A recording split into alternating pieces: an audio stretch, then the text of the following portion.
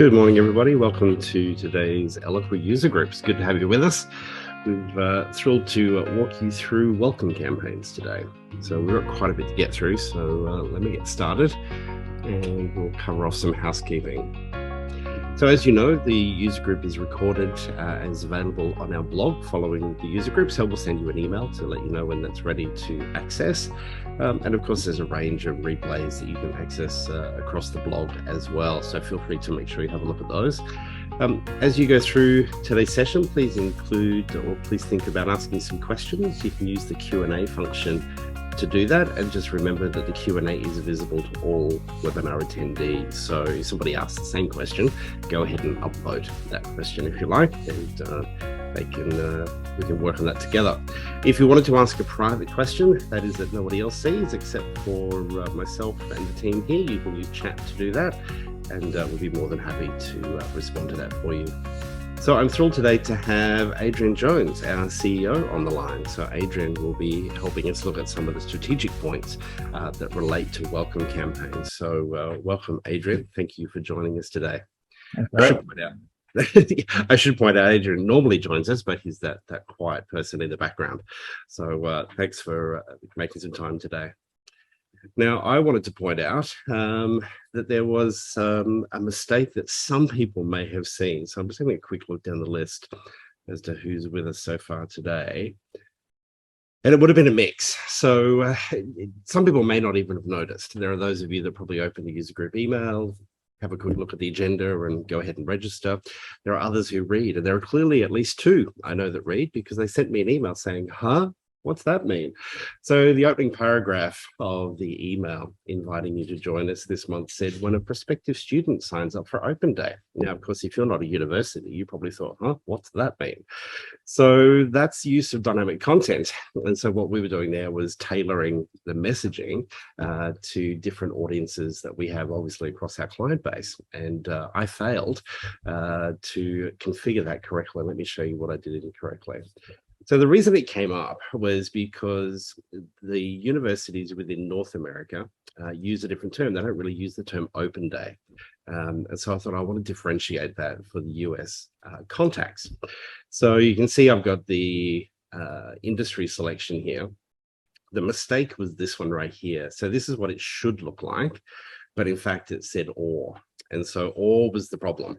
So if I'd done more robust testing, then we would have been fine on that one. So, but obviously you figured it out and you've joined us anyway. And I should say we had about 50 or 60 registrants for this month's topic. So it's obviously a topic that people are interested in. So thanks for joining us. All right, so what are we talking about today? Well, first one is, which is it? Is it welcome or onboarding? And Adrian's going to walk us through a little bit of that. Then we're going to look at defining your audience, looking at who should enter the welcome campaign.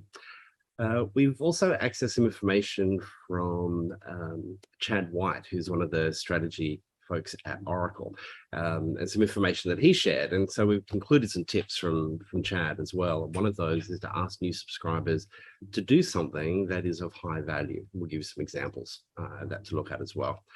Develop a welcome series, an introduction to your organization, and we'll show you one example that we do here at Marketing Cube. And they're all going to be unique and different to every single organization.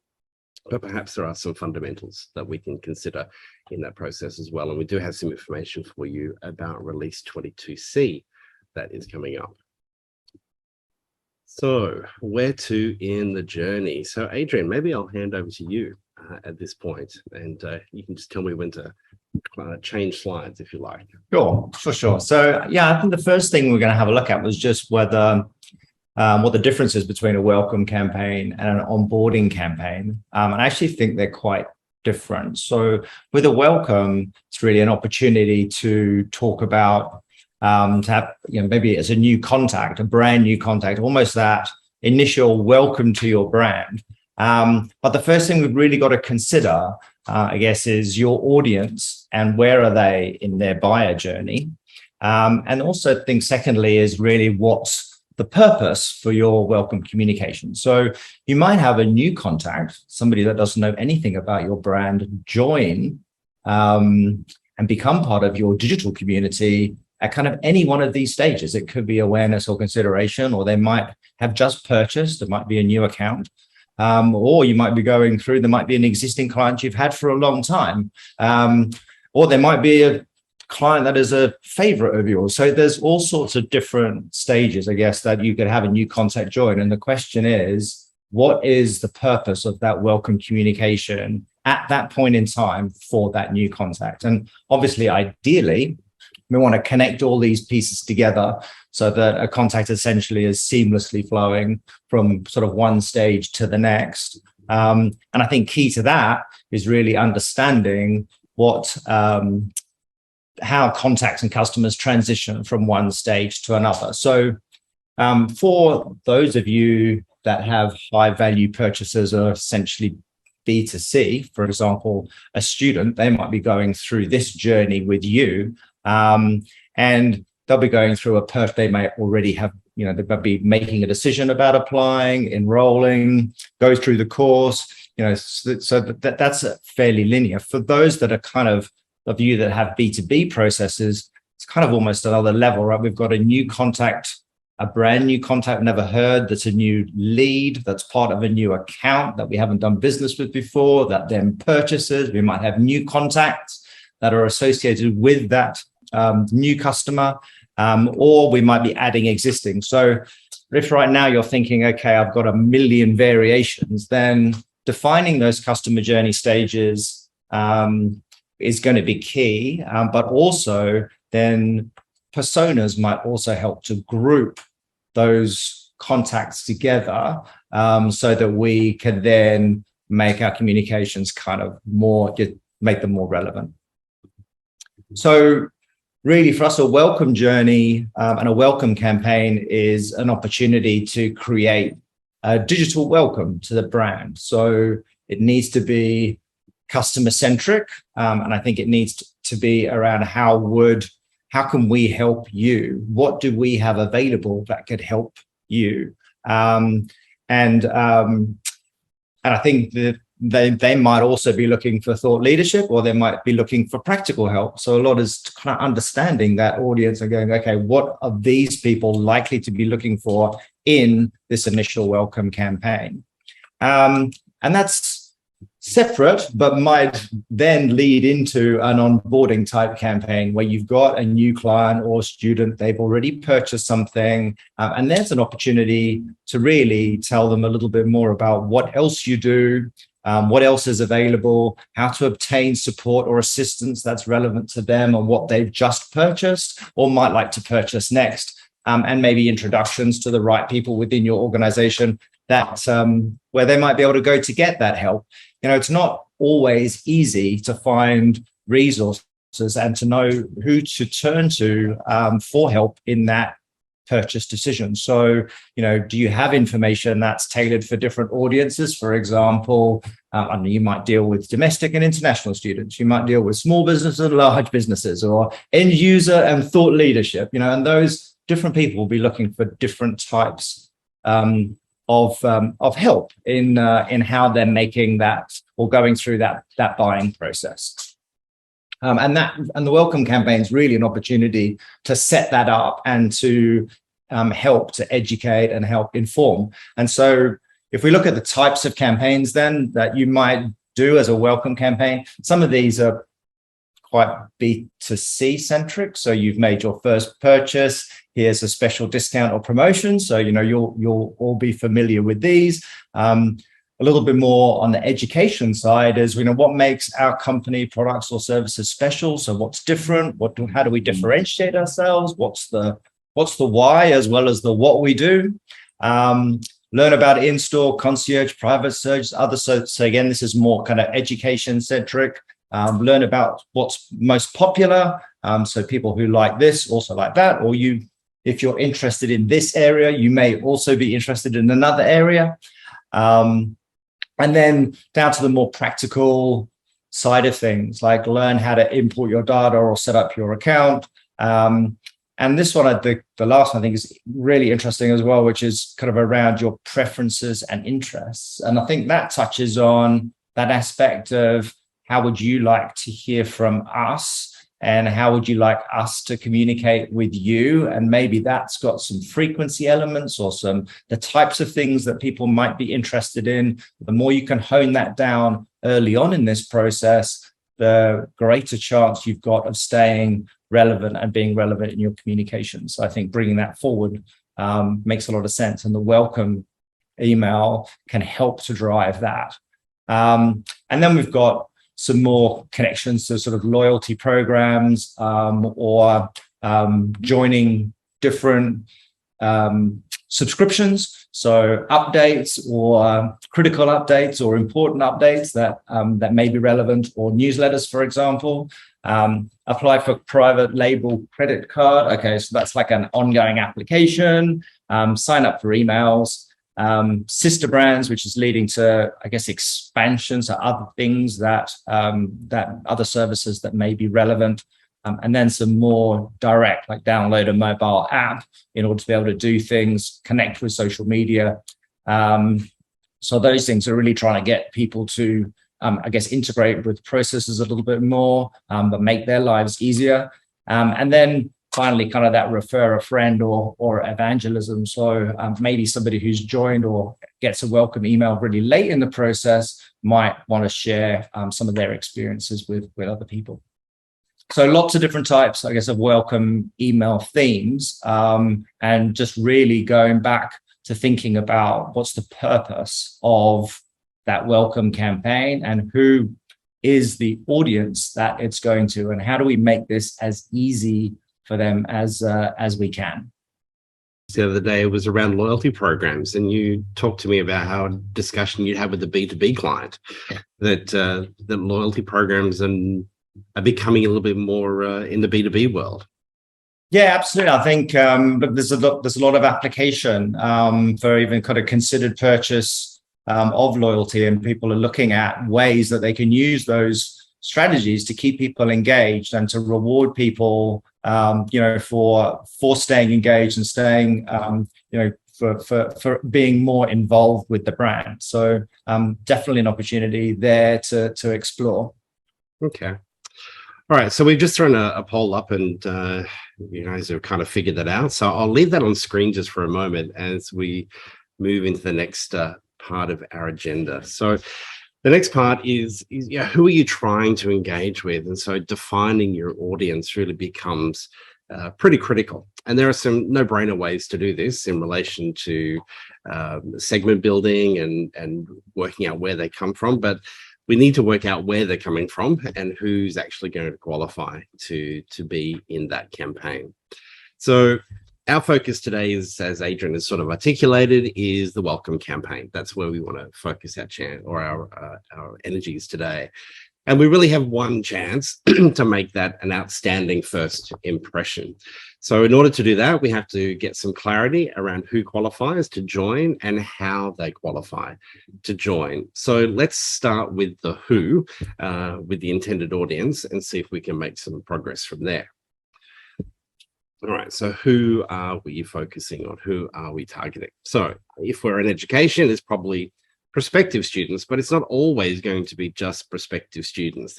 There are other people within the ecosystem that universities talk to that it could be important to identify that they're new to your database. In the B2B world, it's business professionals. It could be people of certain industries. It could be people of certain job level or job categories, for instance. So it may not be that just anyone with a heartbeat necessarily goes into the welcome campaign, but you may choose to do a little bit of segmentation to reach out to those different groups.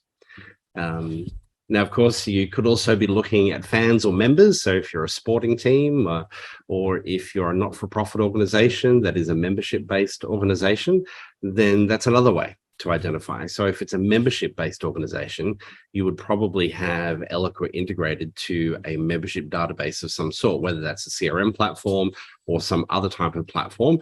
But we need to understand a source of truth for that welcome campaign and what qualifies them.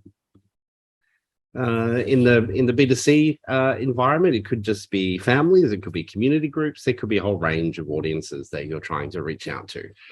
So once we identify the who we want to focus on, It's important then to understand the how. Now, the how is really, how long is a piece of string, right? In relation to the different channels that they come in. And so all I've done here really is to try and brainstorm various avenues that could qualify as how people might get into Eloqua. So one of the easiest ways to think about identifying somebody that is new, if you think about it, is the contact in Eloqua has a date created field on it.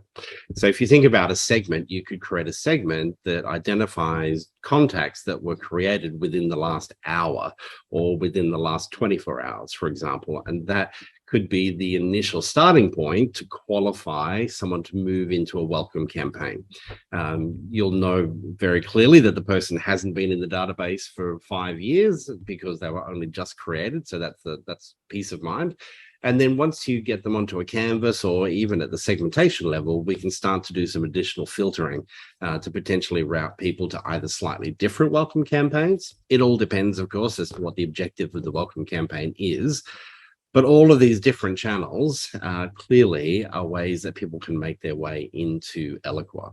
And then once they're in Eloqua, the next step is to typically push them into the CRM. Now, you may have a range of rules in place. Of course, some can come from the CRM. That's obviously one of the channels there, the first one on the top left. But then you may have different rules set up as to how or when an individual will flow from Eloqua to the CRM. So if we think in a traditional B2B sense, it would be a marketing qualified lead. If we think about it from a university point of view, it could be in relation to application to study has been submitted. There could be a whole range of variables that you may use to push them into the CRM. But they're in Eloqua, they're new. We know that because the date created on their contact, and we can start to look at some sort of engaging welcome campaign to get to know them a little bit further and get to know them more. So one of the tips from Chad White, he talked about, let's not treat that email sign up just as a confirmation. There's more to it, and we can definitely do more than just simply send them a confirmation email. So he says that the days of batched welcome email sends are long gone, and we'd certainly agree with that. Today, welcome emails are like transactional emails, and the consumers assume either they did something wrong or your systems don't work if they don't get one immediately after signing up. So don't disappoint or confuse them, trigger yours immediately. And I think this applies right across the spectrum, whether you're B2C, whether you're B2B, it doesn't really matter. I've certainly, in my discussions with clients, always encourage, if you're asking people to fill in a form, you should by default send them a confirmation email, because I agree with the comment that Chad's made here. When I fill in a form, and if I don't get a confirmation email, I'm not confident that what I've done on the website has actually worked or has been received.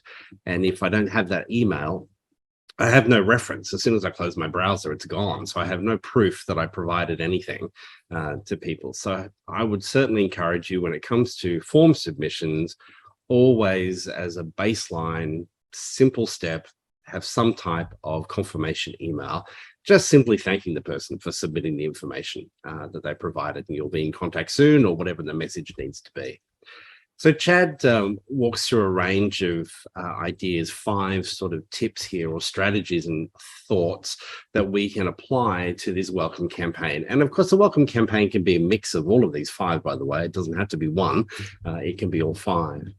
But that very first purchase, so whether they purchasing something, you could argue that then takes them into onboarding. So if you think about that from a strategic point of view, perhaps the person's first interaction with you is that they actually have bought something. So they've acquired a service or something from you. So not only is it a welcome to the brand, but it's also an onboarding. So how are you going to manage that? Have a think through what that might look like. So that first purchase is the critical one, that first time they part with some cash. The next one is to educate the person. Okay, this might be another strategy that you want to employ, which is around really deepening that brand affinity. And here they talk about the millennials and Gen Z. They really want to feel good about the companies that they buy from. And look, I don't think it's unique to that generation. I think most of us at some point want to feel some sort of affinity. We want to feel good about the transaction that we've made, or even if it's just simply subscribing to something and there's no cash swapping hands here at any particular point, there's some degree of affinity that people want to have with the brand. So maybe it's about educating them about what you do and your services, your values, any social causes that you may be involved in, those sorts of things. The third point that Chad talks about is profiling. And this is something that certainly Eloqua users are familiar with. And certainly when we start to think about strategic things like progressive profiling with forms, you can certainly gather lots of information about a person over time. So as they subscribe to different services that you may provide, then let's not just have a single form with first name, last name, and email address, or just simply email address. Let's throw a few more questions into the mix. Let's start to profile and build information about that person to gauge intent, to gauge interest, to understand what's important to them in what they're trying to do. The fourth point is expansion. So connect the new subscriber through additional channels. So you might consider this one a traditional cross-sell, upsell type of scenario. But depending on how you do things or the way you communicate with people, there could be very subtle ways for you to share these ideas and invite them to do this. You know, you're interested in this, so we thought you may also be interested in that, for example. So the more channels that a customer uses and engages with your brand, the more valuable that customer tends to be. And so the research shows that over and over again. I like the term there, opt up. Did you notice that? Opt up into additional mail streams. So evangelism. I do have a little warning here, the refer a friend or colleagues concept. So some of you may know, certainly within the Australian and New Zealand markets, the refer a friend becomes a little bit complex from a legal point of view, where essentially a third party's email address is shared with an organization without their knowledge. That's essentially what refer a friend is. And that can be problematic. Now, there are ways around it. You'll probably want to get legal counsel or in-house counsel to give you some advice on that one. But we've certainly done this for clients, and we're happy to provide you with some advice should you need it. But let me just quickly end that poll, and we'll just get a gauge on where people are at. Let's have a look. Hey, Derek. Yes. Just to say, there's nothing wrong with encouraging people to tell their friends to come to you.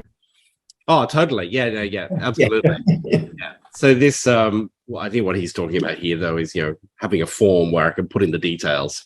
So depending on how you want to do it, but yeah, just be careful with that one. So 25% of people have something in planning stages. That's good. 70% not at this stage. 42% say yes, but it needs to be refreshed. Look, I think that's an ongoing.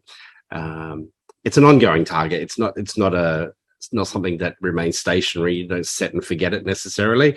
It's something that you certainly want to come back to and look at and refresh. Maybe on I don't know, maybe not quarterly, maybe every 6 months or so. But you certainly want somebody that's keeping an eye on it, with 17% having one in place. So thank you. Thank you for sharing that information.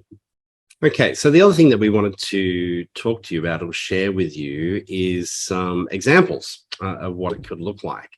So the key thing from an Eloqua point of view is to get the mix in place and get everything organized.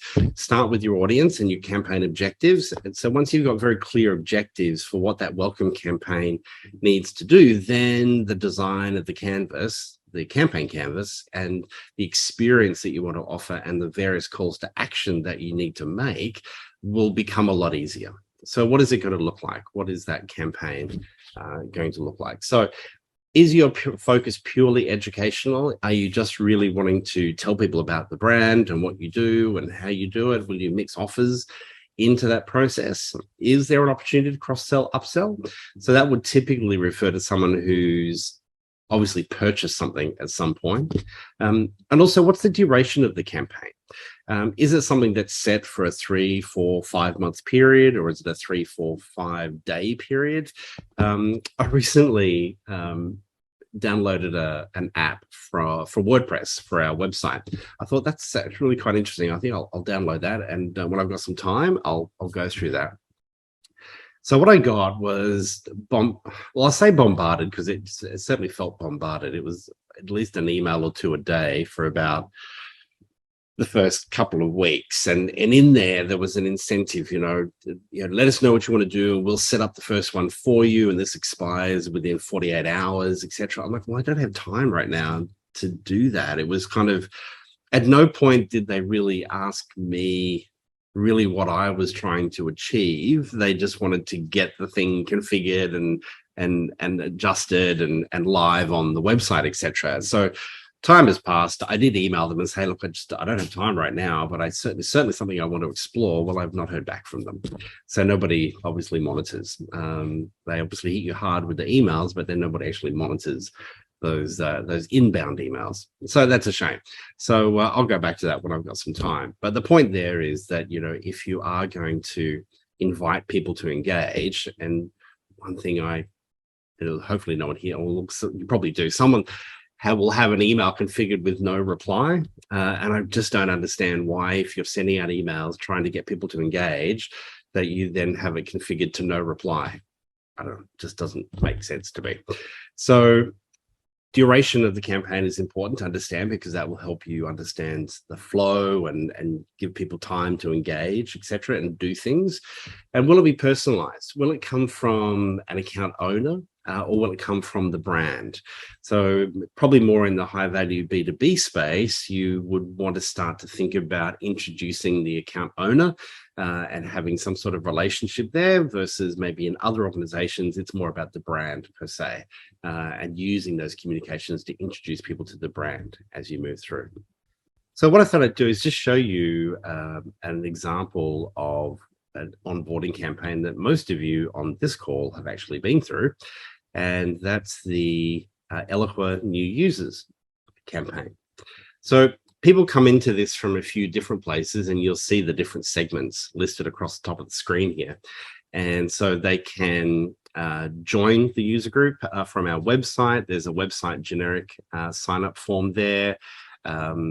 This one is, where's that? I think that comes from the CRM. But this one is probably the busiest one, and that's monthly user group registrants.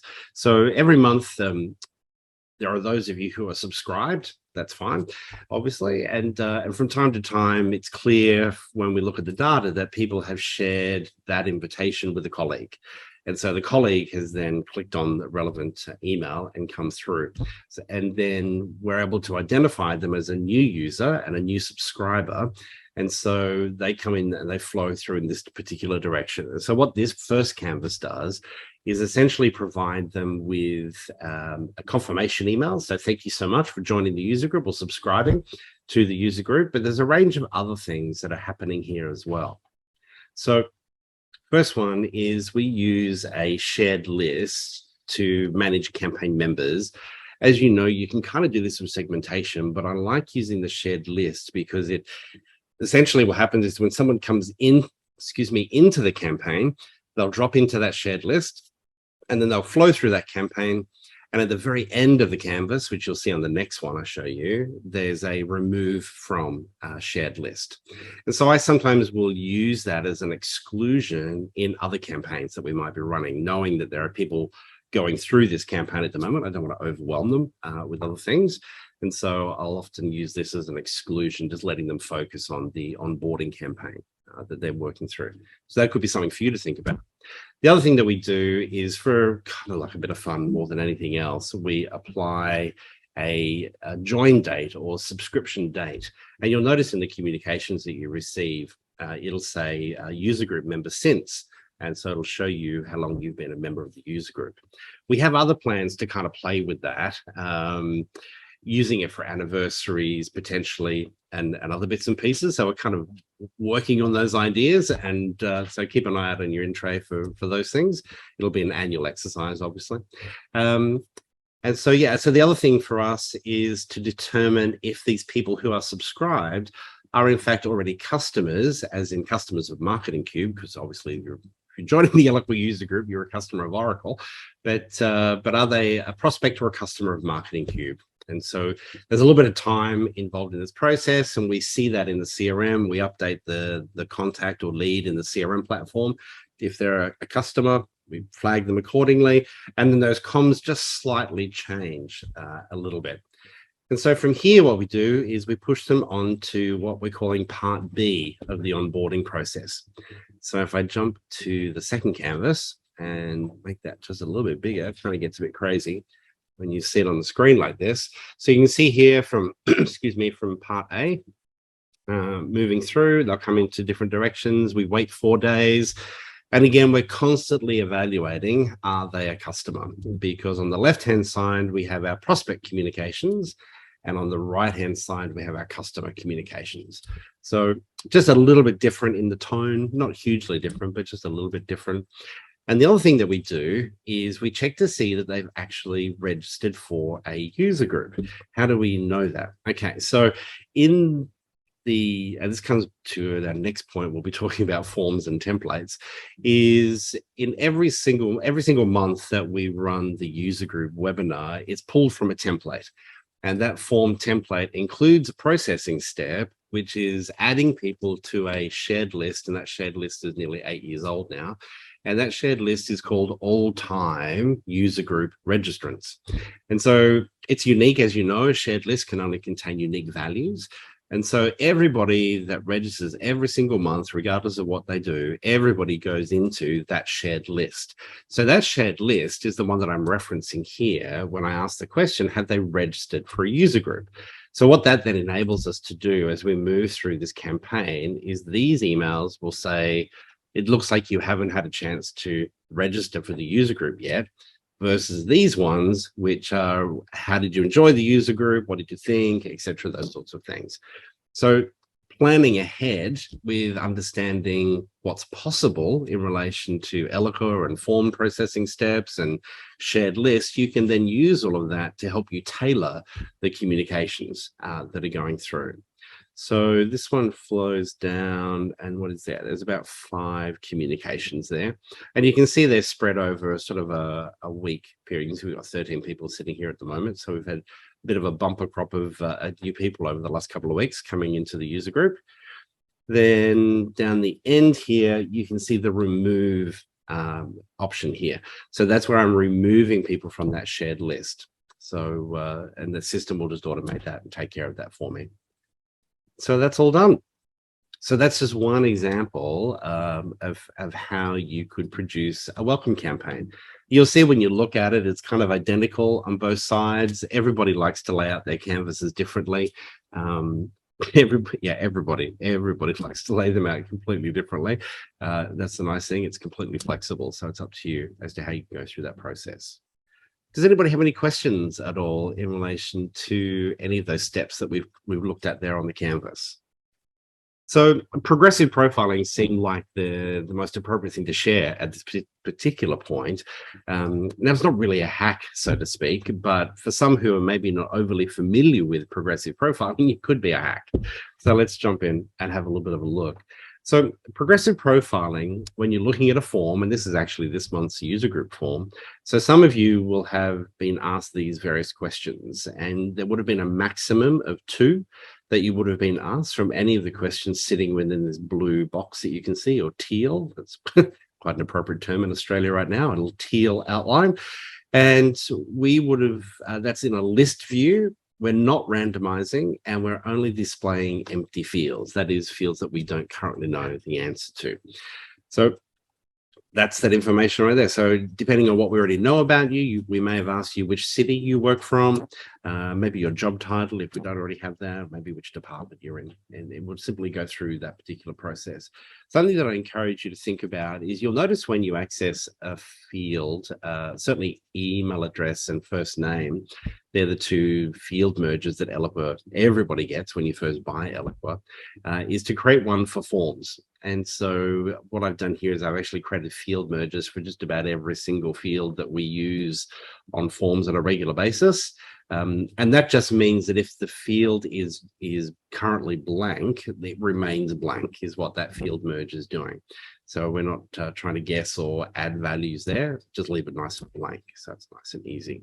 So the more you know, the more you can personalize your welcome campaigns. And that's really the whole point of that profiling step that Chad talked about in those 5 points. You know, one of them was definitely around building profile data. So the opportunities you have to to capture that additional profile information is probably around the different subscriptions that you offer. So if your subscriptions today simply ask for an email address, I'd encourage you to have a rethink on that one, because the email address is kind of a no-brainer. That's great, but you're not getting anything in return. You're getting an email address, but if it's now the second or third or fourth subscription that the person is accessing, then you're not getting any more. There's no equitable trade in information happening there. They're just taking. And we want to make sure there's a trade in place there, right? So some value. So think about asking some additional questions. Now, the best use of progressive profiling to help you in the process is to build it into templates. If you think about progressive profiling at the point of building a form and it's a blank form and you're just starting out, then there's too much thought that has to go into it. You could do a lot of this thinking beforehand and then build that information into templates. It's very easy to remove fields from your form, but obviously it takes more time to sit there and think, well, what are the questions I should be asking? So one of the ways I like to think about it and having this discussion with clients is think about it from an MQL, so a marketing qualified lead. Once you hand that lead over to the call center or to the sales executive or to whomever within your organization is potentially likely to reach out to an individual because they are a marketing qualified lead, what's the minimum amount of information that they really need to know? Must be a mobile phone number. They must know that the person's in, Auckland or Sydney or Darwin or Singapore, or where are they? So geography may be important. So what are those key points, those minimum points of data that are needed? And that can be your baseline for getting information in relation to progressive profiling. You may also, under those different subscriptions, think about pertinent questions that capture the interests of the person. Let's not just make it about the sales team and the marketing qualified lead, but let's also think about what's of interest to that individual that will then help you tailor more communications down the track. And so using progressive profiling is a nice subtle way to be able to ask that over time and build that particular profile. So save it as a template. And it's likely that you may not have just one template. It may not make sense to have one. You may have different types. So for instance, the type of questions that you would ask in the context of an event would be different potentially to thought leadership, and even under thought leadership, not that you need to create multiple templates, but you may tailor additional questions based on the particular thought leadership that form is being used for. Same with webinar registration, again, slightly different, could be topical, so you might want to add things to it, and just general subscriptions again. But if you think about this from a template point of view, it certainly speeds up that process for you. It certainly adds consistency to that point of view. If you think about things like attribution and all those other bits and pieces, remember, forms can do so much for you, and if we're not really using that functionality, we're kind of missing. We're missing the opportunity to build profile and also to work on attribution and those other topics as well that typically go along with forms. So let's jump in and have a closer look at the form design editor and what that can look like from a progressive profiling point of view. Okay, so the progressive profiling function is really just, it's a step that you add in. So you'll notice over here on the left-hand side, you've got a range of different options. And under form elements, now it's grayed out at the moment because I've actually already dragged it in. But it's just a matter of simply dragging it in. You'll get the blue box will be empty. And then at that point, you then find additional fields that you want. So let me just find one for fun. I'll take address 3. If I just drag that in, you'll see the horizontal blue line drops in, and there it is. So it's now part of the particular form. And you can do all of your relevant configuration that you're used to doing with any form field that you may drop in. So whether you want to make it a field merge, make it required, etc. You may want to control character numbers, all the same usual suspects that you would have with any type of field that you would add. Now, the way that the form works is that the progressive profiling works. There are a couple of options. There's list view. List view is the one that we typically tend to use the most, but in some of our nurturing campaigns, we do use staged. So what's the difference? So list view enables me to dump in all of the different fields that I want to include in my progressive profiling. And then what I'm able to do is control the number of fields that are displayed at any one time. Okay, so in this case, I've said 2. So in any single interaction, a person will see all of these fields, email address, first name, last name, company, where in the world are you, and which state or province or territory you're in. So everybody sees those. Plus, they will see 2 of those fields, and they will see them directly in the sequence that I've listed them. So I've said, you could interpret this to mean that the most important thing from our point of view is to understand which industry you're in. The second most important is how many years have you been using Eloqua, how often, and so on and so forth as you go down. So that's what list view does, and because I've got randomized turned off. Also, I only want to display empty fields. There's no point displaying other ones in this particular example. However, if I do staged enables me to actually do different sections. So if I adjust this, can I? Yeah, there we go. So stage will give you this plus icon at the bottom. So what stage will do now, this will change. This would be a horrendous form at the moment if I saved this and it went live. Everybody would get these first points, etc., and then they would get everything here. Okay, so why would you use staged? So the concept of staged is to group like questions potentially. So you may want to ask somebody what their address is, maybe their suburb and their state. Maybe that makes sense to put together, or maybe it's their state and their postcode. So that would be good to stage, put those 2 questions together every single time. Then you may have another stage section which asks for maybe their industry and their job category. You always want to ask those 2 questions together. So that's what staged enables you to do as you're kind of building the profile over time. Both have great application. It really just depends at the end of the day how you want to gather information and what the importance is to you of the different pieces of information you're wanting to gather. So that's a little bit about progressive profiling. One question people often ask is in relation to the required aspect. Now, I just noticed here I didn't have that as required, which I should have done. So what it means is when you say required for progressive profiling, it's required when that field is displayed. Many years ago, like probably 6+ years ago, when you did progressive profiling, you couldn't make those questions required because the system didn't differentiate between only displaying the 2 versus the 10. It said, well, no, hang on, all 10 have to be answered. Well, no, that's not the case anymore, which is nice. So now you can select them all as required, but they're only required when they're actually presented to a person to complete.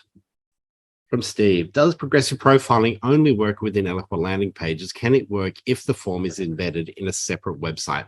That's a really great question, Steve. And my typical response to people is yes, it does only work on an Eloqua landing page.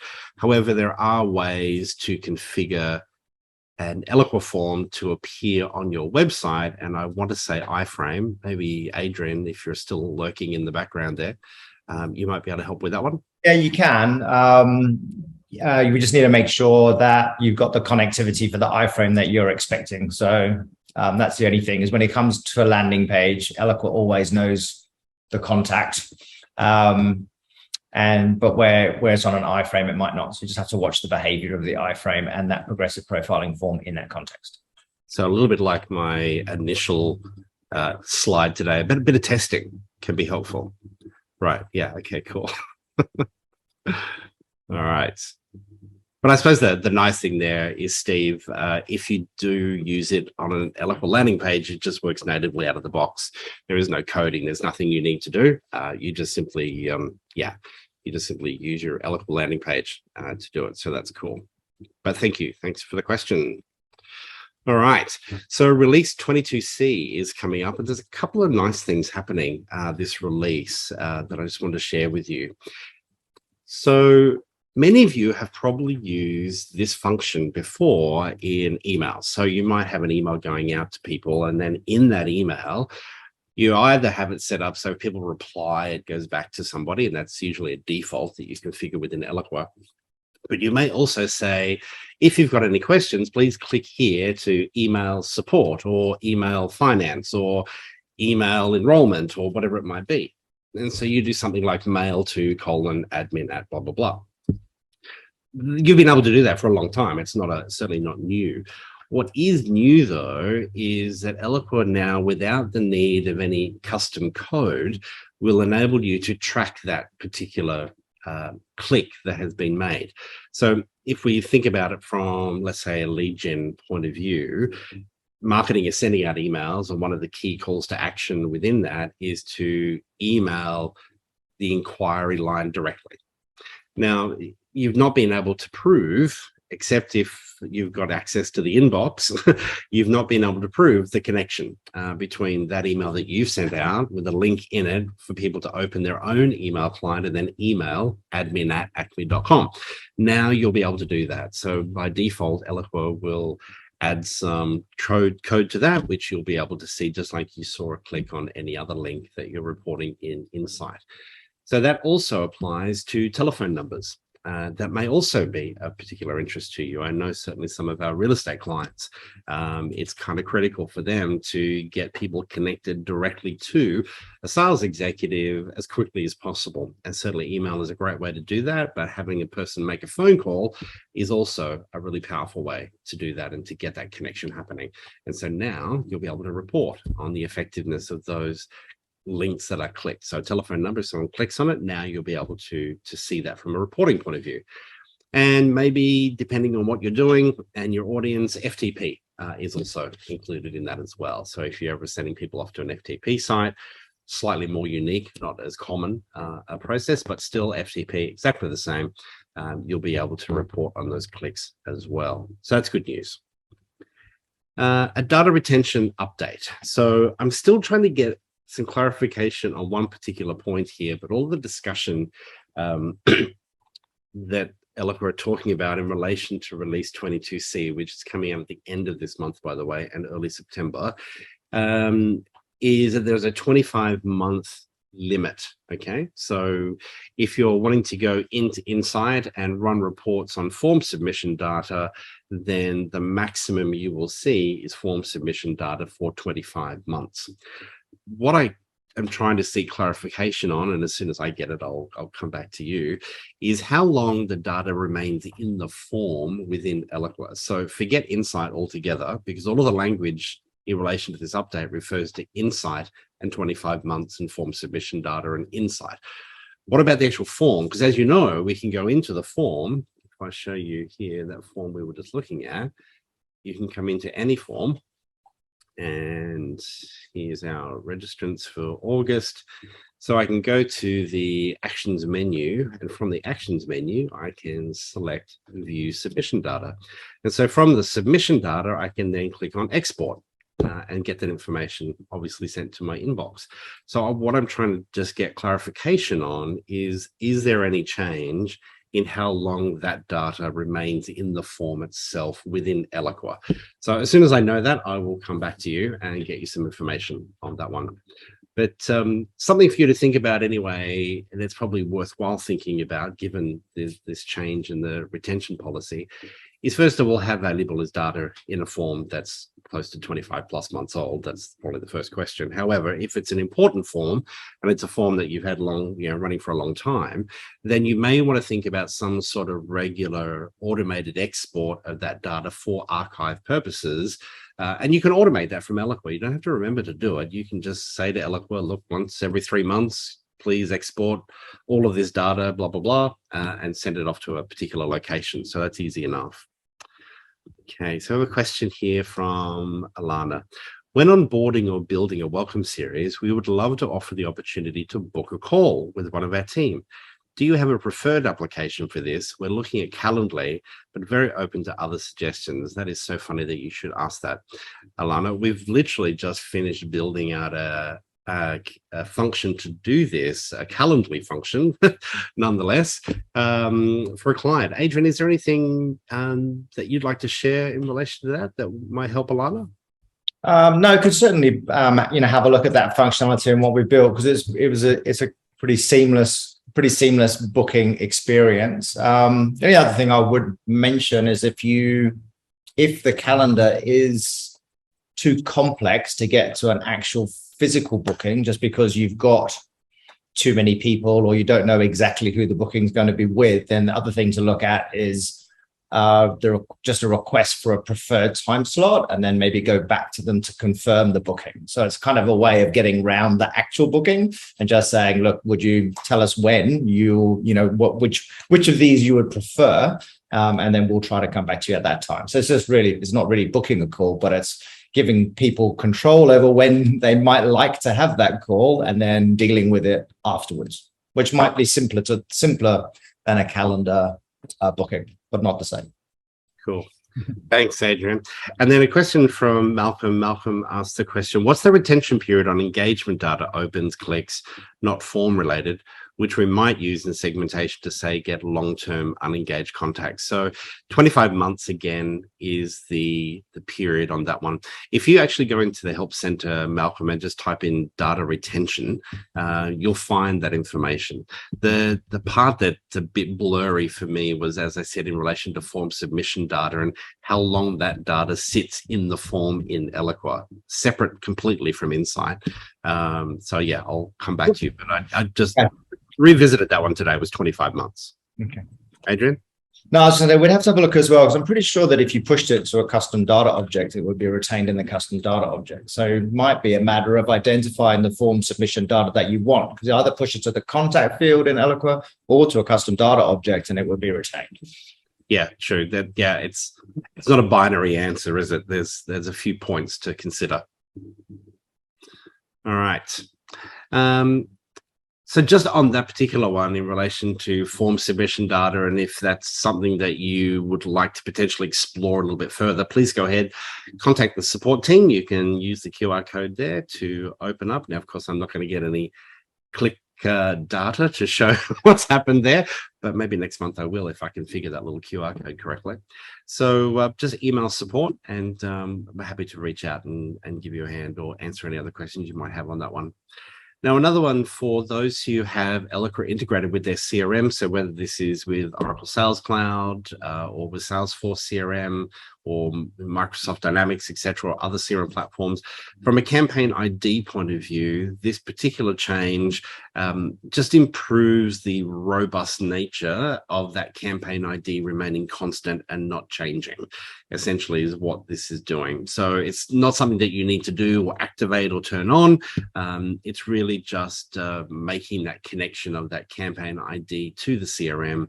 Well, actually, it's the CRM that generates the campaign ID typically and brings it into Eloqua, and that creates the association. It's just making that a little bit more robust a process, so more of a good to know.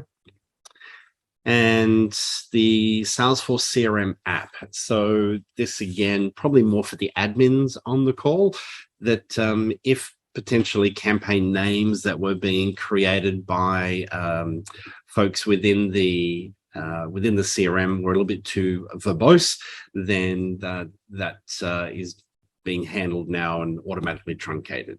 All right, so we're at the end of the session for today. Thank you so much for joining us. Happy to stay on the line if there are any additional questions.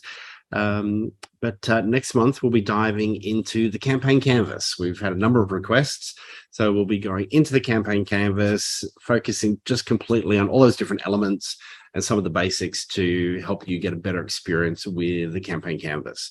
So hopefully next month, when you register, if you have any specific questions, it would be awesome if you could throw some questions into the registration form when you do that. So please consider that next month. But yeah, happy to stay on the line here for a few minutes if there are any other questions. If not, have a wonderful month, and we'll see you next month.